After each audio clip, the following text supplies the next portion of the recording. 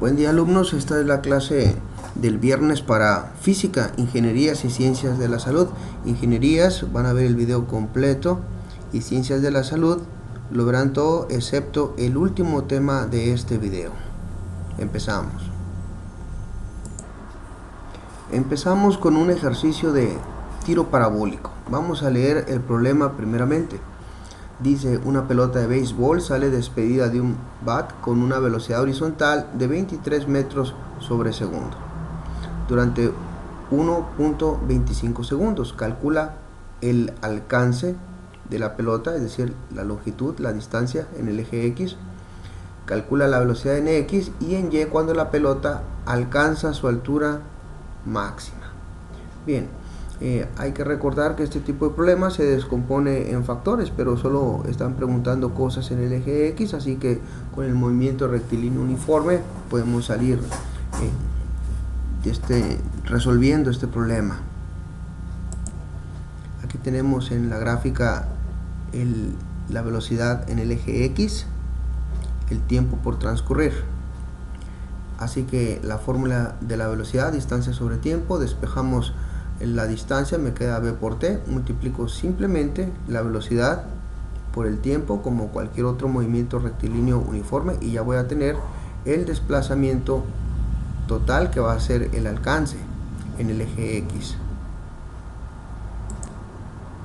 Por otra parte, la velocidad en X va a ser la misma velocidad con la que sale despedida, es el único vector que me proporcionan, es la que voy a tomar. Así que eso va a ser la velocidad en el eje X, mientras que la velocidad del componente Y en la altura máxima, esa velocidad va a ser 0. Si hubiera alguna velocidad, pues la pelota seguiría ascendiendo, pero no es el caso. Así que al descomponer factores, a la altura máxima, en este punto que estamos señalando, la velocidad en Y es 0. Y esa es la respuesta.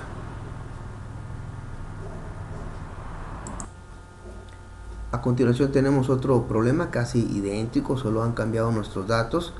Una pelota de béisbol sale despedida de un bat con una velocidad horizontal de 25 metros sobre segundo durante 5 segundos, 0.5 segundos. Calcula el alcance de la pelota, calcula la velocidad en X y en Y cuando la pelota alcanza su altura máxima. Otra vez, solamente las fórmulas del movimiento rectilíneo uniforme nos van a ser suficientes. El alcance, despejando de la fórmula de la velocidad, va a ser velocidad por tiempo. La velocidad del componente X la multiplicamos por el tiempo y ya tenemos el resultado que va a ser la distancia, el alcance máximo en el eje X. La velocidad en X va a ser aquella velocidad con la que sale en el eje horizontal, y la velocidad en Y en su altura, al momento de su altura máxima, debe de ser 0. A continuación tenemos un problema ligeramente distinto con datos adicionales. Dice, lanzamos una pelota con un ángulo de 60 grados respecto al suelo con una velocidad de 30 metros sobre segundo. Calcular la altura máxima y el alcance máximo. Ya que tenemos el ángulo de 60 grados, la velocidad con la que sale despedida, podemos descomponerla en sus dos factores, en el eje X y en el eje Y. Entonces, para el eje X, como sabemos, se utiliza el coseno, y en el eje Y, el seno. El coseno por ser el cateto adyacente al ángulo y el seno por ser el cateto opuesto. Entonces, para conocer las velocidades en X y en Y, procedemos como se indica. La velocidad en X será la velocidad 30 por el coseno del ángulo, y ya tenemos el resultado 15 metros sobre segundo. Para el componente Y va a ser la velocidad 30 por el seno del ángulo, sacamos el resultado 25.98.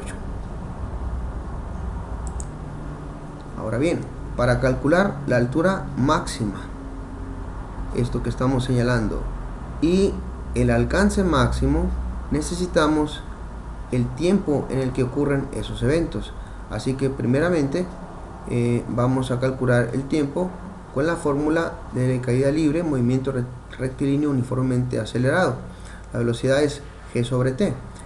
Despejamos t, nos queda velocidad entre g, así que tomamos la velocidad del eje y, que es la que está sometida a la gravedad, dividimos entre g y nos queda por fin el tiempo.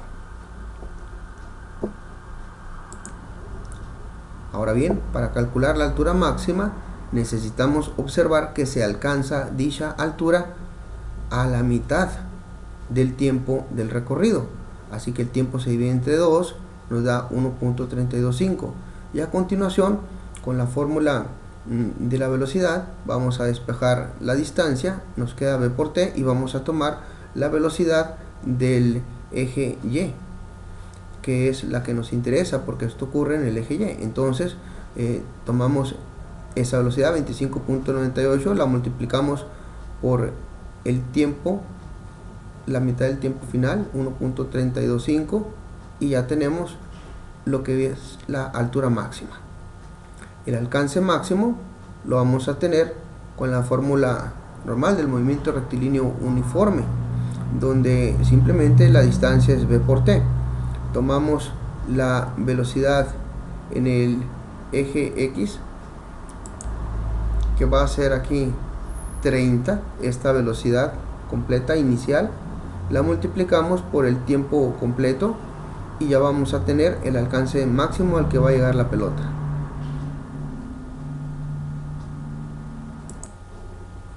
En la siguiente pregunta había que leer las opciones para ver cuál tenía todos los enunciados correctos. Este tipo de preguntas se pueden contestar también por eliminación, ya que va a haber enunciados que descartan otras opciones de respuesta. Aquí te los hemos puesto en rojo.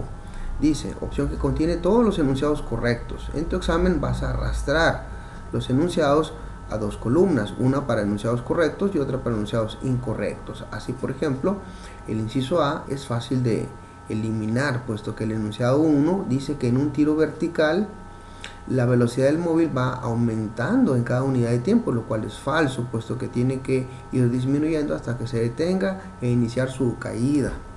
En el inciso C, el mismo enunciado 1 dice en un tiro vertical la aceleración del móvil va aumentando en cada unidad de tiempo hasta alcanzar su altura máxima, lo cual es falso, puesto que la aceleración tiene que ir disminuyendo, la velocidad va disminuyendo hasta alcanzar la altura máxima.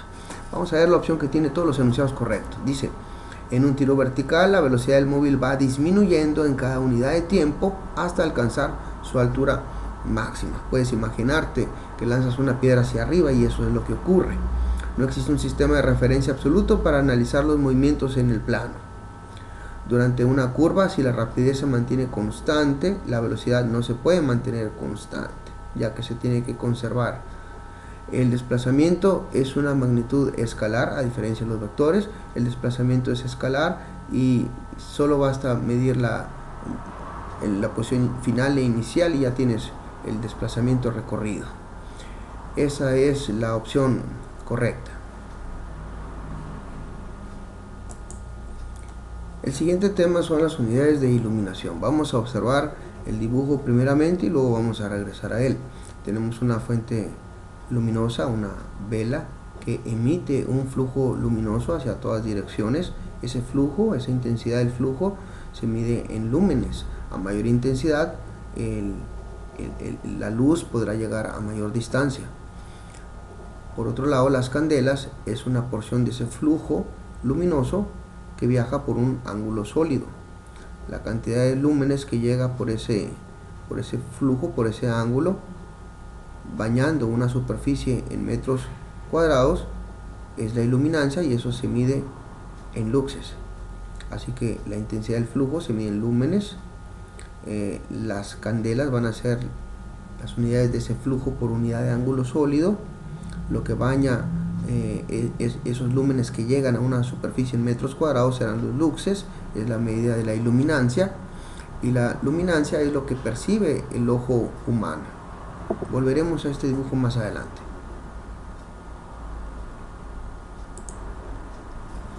Para que queden explicadas las unidades y algunas medidas que se van a utilizar, vamos a recordar algo acerca de la circunferencia, los radianes y los estereoradianes. Tenemos aquí la fórmula del perímetro de la circunferencia, que es pi por diámetro o bien 2pi por r.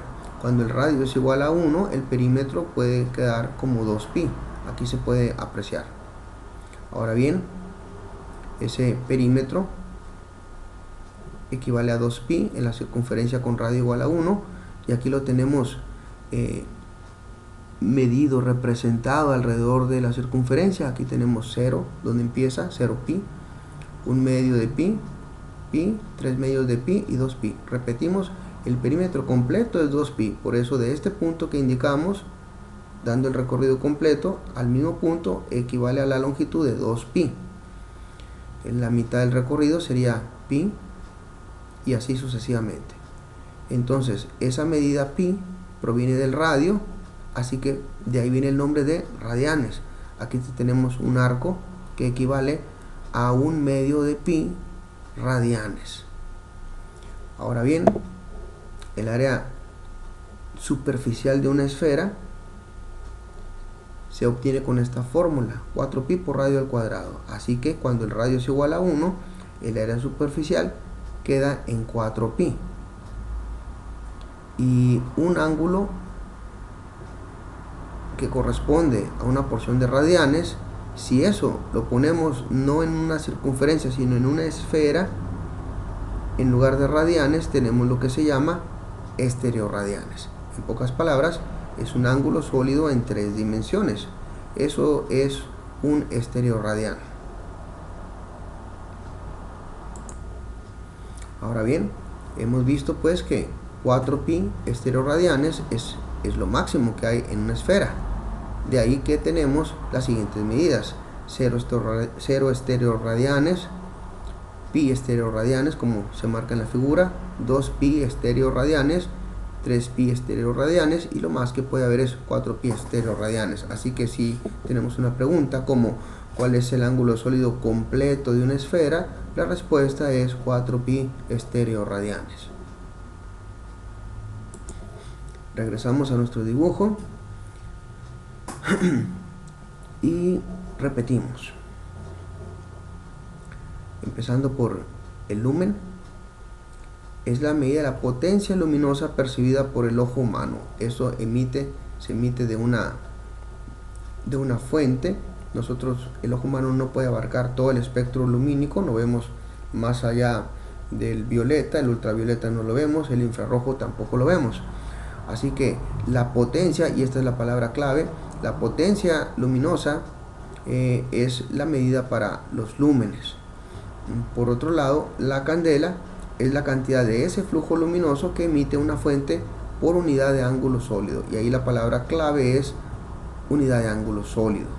Ahora bien, la unidad de iluminancia o nivel de iluminación equivale al lumen sobre metro cuadrado, es lo que vienen siendo los luxes. No confundir el flujo luminoso, que es la potencia luminosa que el ojo humano puede percibir, con la luz reflejada por una superficie que el ojo humano percibe. Son dos cosas diferentes.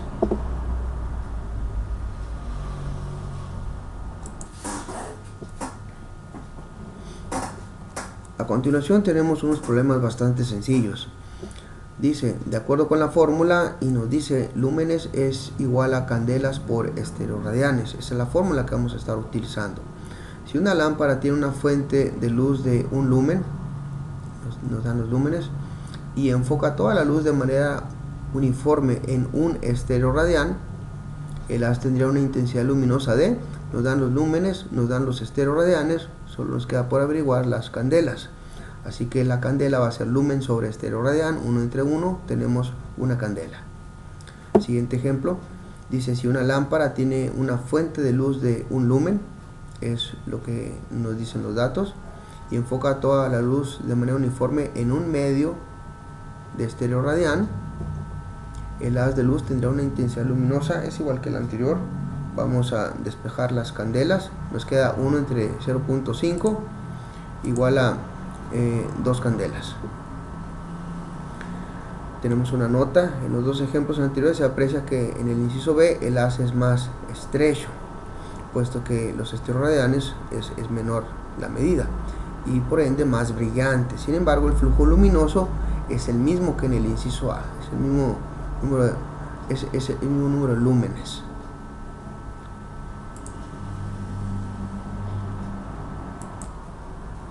Tenemos a continuación otras fórmulas que involucran la intensidad luminosa en candelas, que es la I mayúscula, el flujo luminoso en lúmenes, que es la F, la iluminación en luxes, que es la letra E, el área en metros cuadrados, la A, y la distancia en metros, la distancia, la D, que es la distancia entre la fuente luminosa y una superficie.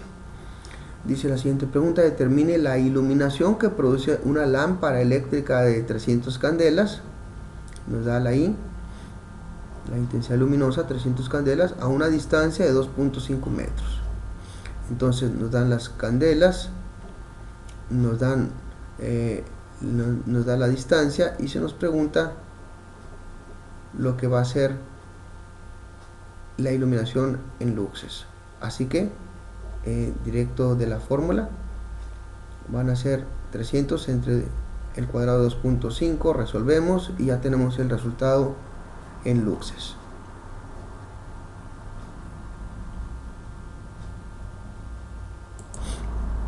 Siguiente problema, dice: calcule la distancia a la cual se encuentra una superficie de una fuente de luz que emite una intensidad luminosa de 200 candelas, es la I mayúscula, si la superficie recibe una iluminación de 80 luxes. Entonces aquí lo que hacemos es, de la fórmula despejamos la distancia, d cuadrada pasa multiplicando la e y la e pasa dividiendo, y después el exponente pasa al otro lado igual con función contraria como radical, así que nos queda raíz de i sobre e. Va a quedar haciendo la sustitución, resolvemos y ya tenemos la distancia en metros. Leemos el siguiente problema. Dice: la iluminación de una lámpara de alumbrado público es de 4 luxes, es la E mayúscula, a una distancia de 1 metro, es la D, y alumbra una superficie de 2 metros cuadrados, es el área. Y la pregunta es: ¿cuál es el flujo luminoso de esa lámpara? El flujo luminoso es F es igual a I latina sobre A. Entonces ocurre aquí que el área la tenemos, pero la I no la tenemos. Debemos de procurarla con la otra fórmula. Así que escribimos la fórmula, despejamos la I y nos queda que d cuadrada pasa multiplicando la E. Hacemos la sustitución, en lugar de E escribimos 4 luxes, en lugar de D escribimos 1 al cuadrado, nos queda el resultado 4 candelas. Eso lo sustituimos en la fórmula y ya nos da el resultado de 2 lúmenes.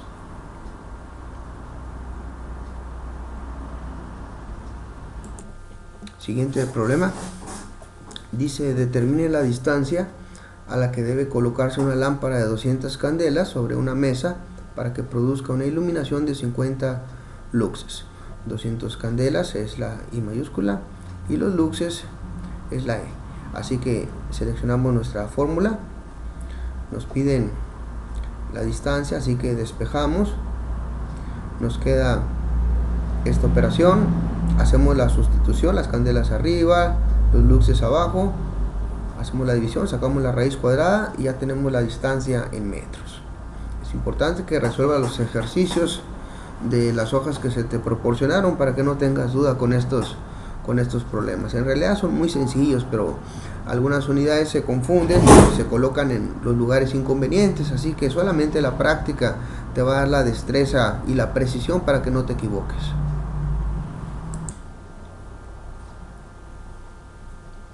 A continuación, este apartado es solo para las ingenierías, un poquito de aeronáutica y algunos principios importantes. Vamos a relacionar los incisos con la letra que corresponde. Vamos a mencionarte primeramente a Isaac Newton, que es el inciso B. Dice: a toda fuerza de acción le corresponde una fuerza de reacción de igual magnitud y dirección, pero de sentido contrario. Se refiere a la tercera ley de Newton, a la tercera ley del movimiento de Newton. Continuamos con el principio de flotación de Arquímedes, que dice: todo cuerpo sumergido en un fluido, líquido o gas, recibe una fuerza ascendente de flotación igual al peso del volumen del fluido que se ha desalojado.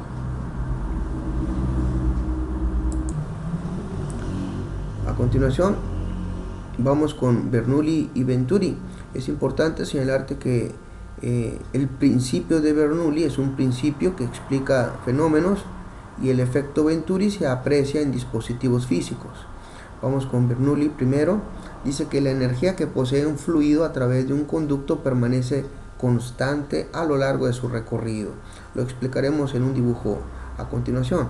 Dicha energía, continuamos, está determinada por su energía cinética, que es la velocidad, la energía potencial, la altura y la presión. Respecto a Venturi, leemos: las partículas de un fluido disminuyen su presión cuando aumentan su velocidad al pasar por un estrechamiento. Dicha disminución de presión puede incluso generar una presión negativa en forma de succión.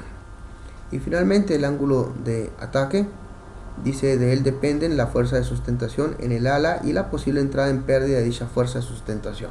Ahondaremos, profundizaremos levemente en estos apartados. Vamos a empezar con el principio de Bernoulli.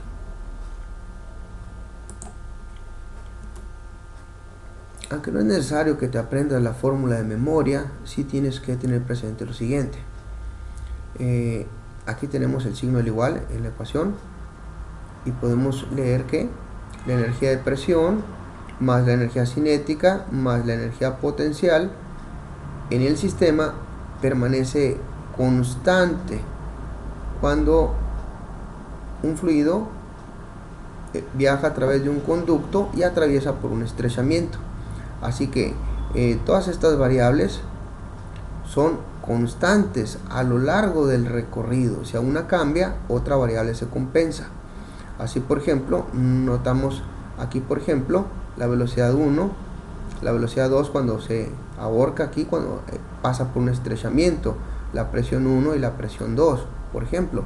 Entonces, si nos fijamos, el área disminuye. El área 2 es menor que el área 1.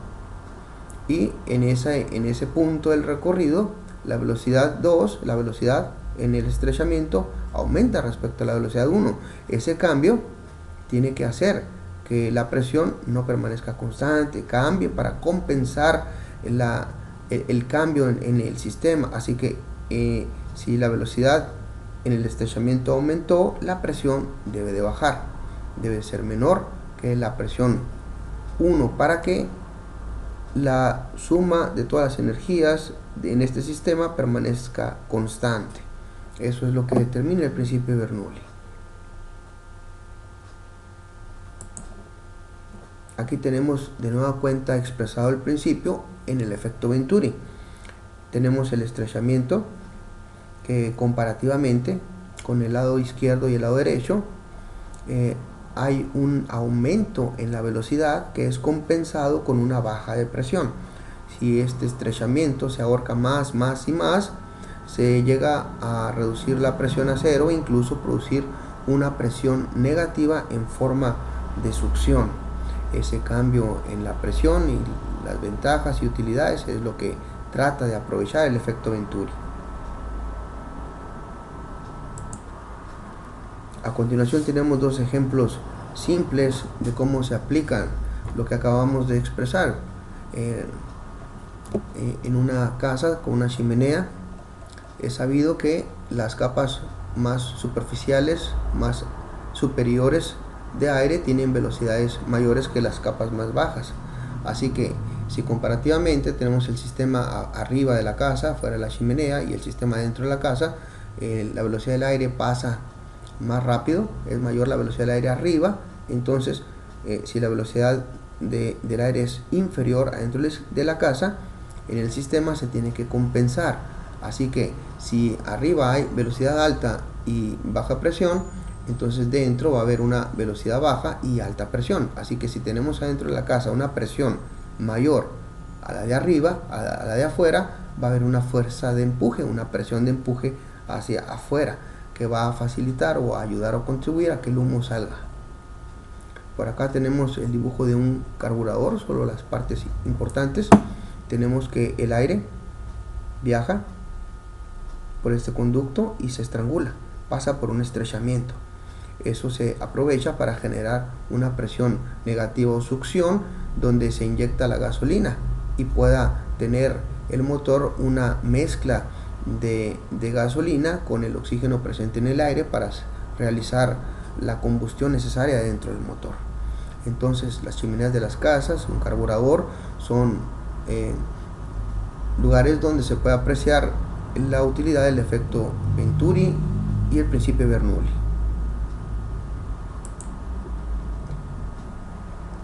Por último, tenemos el perfil del ala de una avioneta o de un avión. Podemos notar que la forma no es como un biplano, sino que está ligeramente más pronunciada la joroba arriba. Así que eso hace que arriba el área sea más estrecha que abajo, y por consiguiente se produzca una diferencia de presión y una fuerza de sustentación hacia arriba. Pero lo importante en el diagrama es que veamos que hay 4 fuerzas involucradas.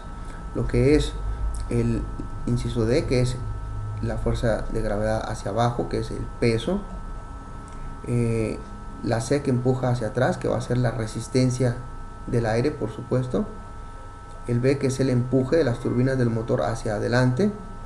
Y la fuerza de sustentación derivada del principio de Bernoulli hacia arriba.